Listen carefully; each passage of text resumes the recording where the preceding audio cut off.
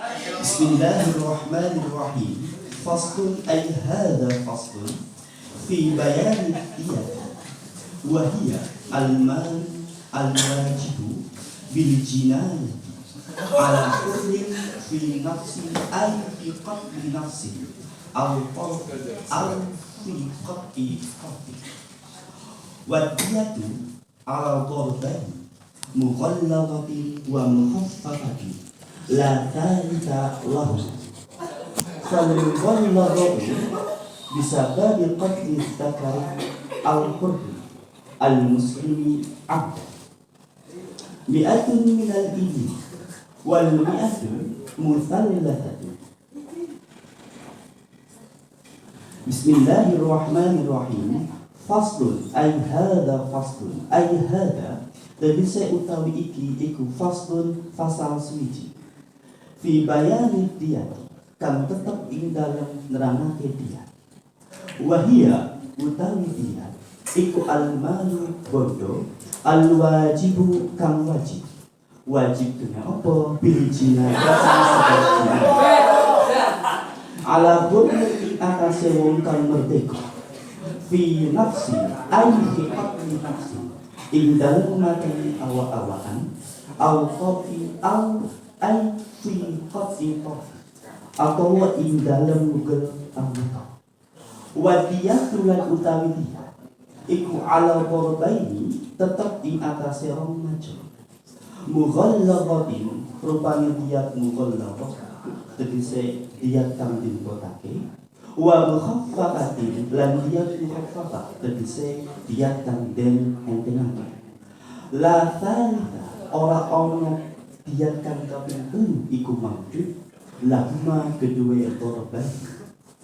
Fal mughalladzatu mongko utawi diyat mughalladzah bisa babi qatli dzakari kelawan sebab mateni wong lanang al hurri kang merdeka sifatnya hur al muslimi kang Islam amdan kelawan semojo iku mi'atun 100 minal ibli saking unta wal mi'atu lan utawi 100 iku musallatatun kang dibagi salahuna rupane utawi 30 iku hipatun rupa untuk hikah wa salahuna lan utawi 30 iku jad'atun rupa untuk jad'ah wa sabaqalan spesi apa maknahuma cukup.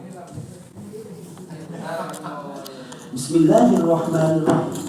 Terdapat beberapa poin yang dapat saya sampaikan dari apa yang saya baca. Yang pertama, pasal ini menjelaskan tentang diyat.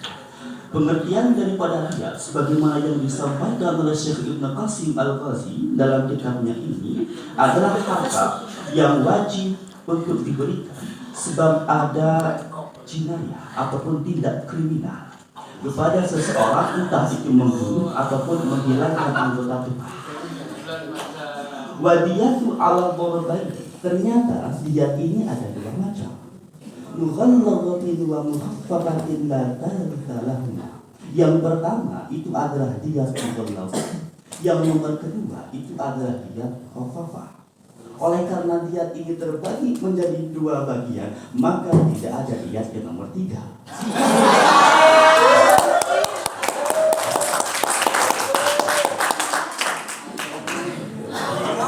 Fal-mughalladzatu bisababi qatli dzakari al-hurri al-muslim amdan 100 minal ibl. Yang pertama, musannif menyebutkan ataupun menjelaskan mengenai tentang kriteria daripada diyat mughalladzah. Diyat mughalladzah itu adalah diyat yang wajib diberikan oleh seseorang karena telah membunuh seorang laki-laki yang merdeka, berarti mengecualikan daripada orang yang tidak merdeka atau hamba sahaya yang beragama Islam, maka mengecualikan daripada non-muslim, dan juga pembunuhannya itu abdan, ini sengaja. Adapun mengenai tentang kandungan daripada diyat mughalladzah itu wajib memberikan 100 ekor unta. Yang 100 ekor unta tersebut dibagi menjadi 3 macam. 30 berupa unta hikah, kemudian 30 berupa unta jatah, Dan mengenai tentang penjelasan unta hikah ataupun jatah, ini telah disebutkan oleh Syekh Ibnu Qasim Al-Ghazi ketika beliau menerangkan kitab masalah zakat. Merdeka. Allah Akbar.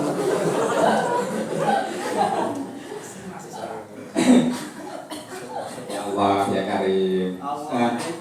Namanya siapa tadi? Muhammad Reza Panca.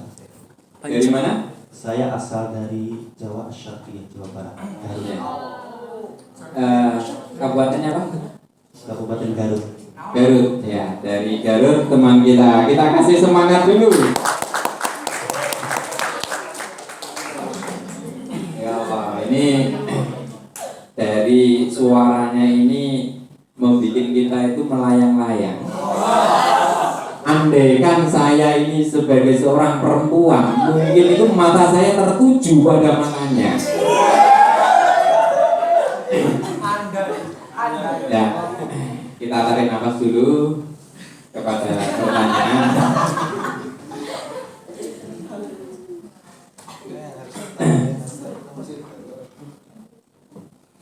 Hukum yang tertera di dalam kitab Fathul Qorib. Bentar-bentar, ini lama-lama saya malah bisa menirukan suara kamu nada-nadanya. Ini biar kita tidak ngantuk lah. Refreshing karena adalah final, ya, termasuk putra atau santri-santri terbaik, ya, yang seperti ini.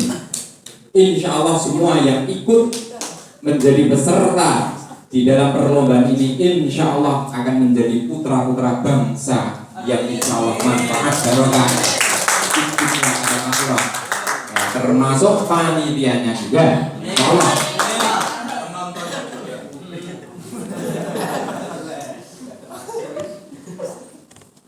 Kalau di dalam pembahasan kitab ini, di sini menyebutkan bahasa unta, dan sudah maklum bagi kita bahwasanya unta ini ya enggak di semua negara itu ada unta. Apa pandangan Anda yang didasari oleh akidah, yang didasari oleh kaidah, yang didasari dengan Al-Quran dan hadis untuk memandang suatu daerah jika tidak ditemukan unta? Bismillahirrahmanirrahim. Dalam kitab yang saya baca ini, meskipun belum terlalu ke bawah, tapi insya Allah saya tidak paham, Ustaz. Jadi, jika orang ini tidak memiliki unta, ya, di daerah tidak memiliki unta, maka ia mencari unta ke daerah yang lain, aqrabil bilad, kepada daerah dekat. Dan dalam qaul jadidnya dalam qaul qadimnya Imam Syafi'i ini mengatakan bahwa jika ada orang itu tidak memiliki unta ataupun di daerahnya itu tidak memiliki unta, ia yantaqilu ila qimatiha, boleh untuk membayar uang yang sepadan dengan harga unta. Kita kasih tepuk tangan dulu. Ya, memang ada qaul jadid, ada qaul qadim. Ada qaul qadim, ada qaul jadid. Dan dalam qaul jadid pun di situ ada katakan itu sebagai induk dari apa? Qaul jadid. Ada beberapa kitab, meskipun ada yang mengatakan itu bukan termasuk, misalnya seperti Al-Um, ini yang jelas. Kemudian ada kitab Mukhtasar Muzani yang di situ ada yang mengatakan termasuk dari induknya. Kalau qaul yang qadim itu kira-kira Anda tahu kitabnya apa? Tadi kan yang jadid. Ya. Kira-kira yang qadim? Insya Allah kitab seperti Ar-Risalah. Tetap PD semangat merdeka. Ya, untuk pertanyaan selanjutnya. Untuk pertanyaan yang selanjutnya, wadiyah ala dorbaini. Dorbaini ini termasuk isim apa? Isim tasniyah, Ustaz. Isim tasniyah. Coba syarat dari isim tasniyah bisa dipaparkan di sini. Bismillahirrahmanirrahim. Isim takdinya sebagaimana yang saya tahu dalam kitab Ibnu Aqil yang merupakan syarah dari kitab Alfiyah, itu disebutkan kalimat isim tersebut tidak boleh berupa isim nakirah. Kemudian selanjutnya isim takdiyah itu harus merupakan kalimat isim yang memang mempunyai bentuk tasniyah. Berarti ketika ada sebuah lafaz yang meskipun tidak memiliki tanda takdiyah kok maknanya itu dua, maka ia bukan terkategorikan sebagai isim takdiyah. Kemudian yang selanjutnya adalah madalla ala itsnaini bi ziyadatil alif wal nun fi halati rafi wa bi ziyadatil ya'i wal nun fi halati nasbi wal jami wa litajridi wa aqfi itsmithli. Artinya apa? Jadi ketika kita menemukan isim takdiyah maka dapat ditajrid. Oke, di situ definisi yang Anda paparkan tadi mengenai tentang definisi. Sekarang yang saya tanyakan itu syaratnya di dalam isim tasniyah. Harus berupa, bukan berupa isim nakirah. Insya Allah itu yang saya temukan dalam kitab. Hafal itunya apa? Syiirannya. Misalnya seperti halnya syartul mutanna. Syartul mutanna ayyakuna mu'rabah. Terus lupa Ustaz. Oke. Kita kasih semangat dulu untuk saudara-saudara ini. Saya minta penjelasan, tolong dijelaskan. Karena ini sangat menarik. Sebentar, dari mana tadi? Dari Kabupaten Garut, Jawa Barat. Dari Kabupaten Garut, Jawa Barat. Kumaha damang? Alhamdulillah saya Ustaz. Alhamdulillah. Ustaz kasih pisan. Langsung. Pertanyaan saya cukup, saya minta penjelasan karena sangat unik sekali dan disertai. Coba sampean jelaskan dari baca maksud halaman 55. Wadhiha bil aqli wal zakari. Di situ sampai ke wal unsayain.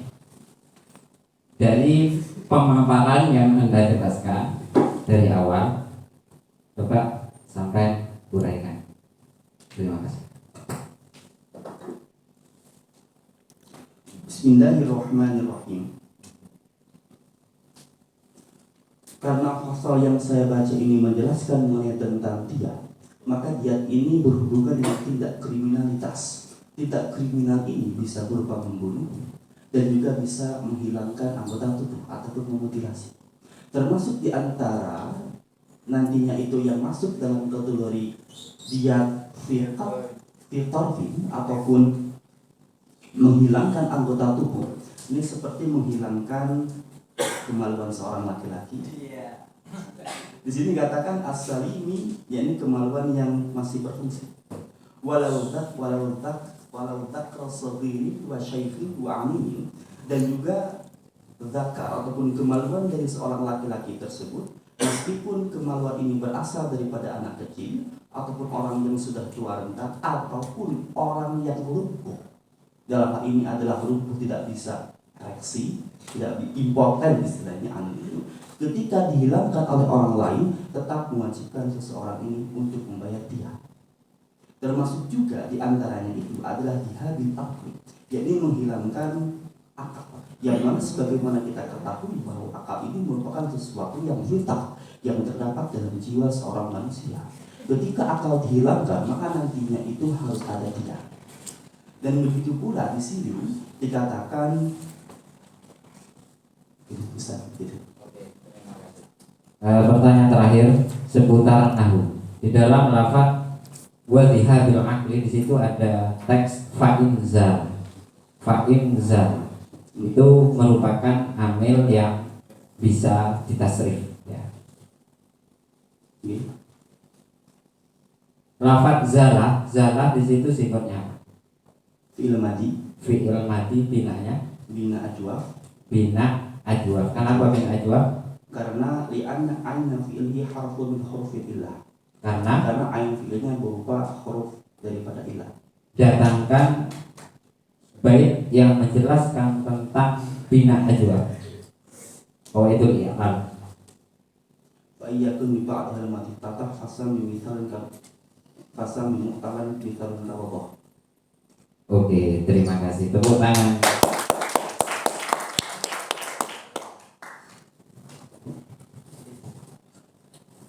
Assalamualaikum warahmatullahi wabarakatuh. Waalaikumsalam warahmatullahi wabarakatuh. Beri tepuk tangan yang mulia. Selanjutnya peserta dengan nomor urut 2 berusaha